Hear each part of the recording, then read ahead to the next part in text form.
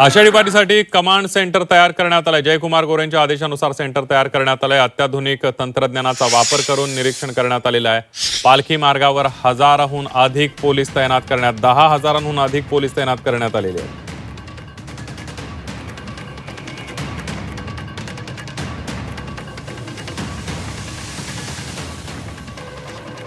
डिपार्टमेंटचं जे काही मॉनिटरिंग असतं, उदाहरण सांगायचं म्हणजे आरोग्याचे 108च्या मॉनिटरिंग इथूनच होणार।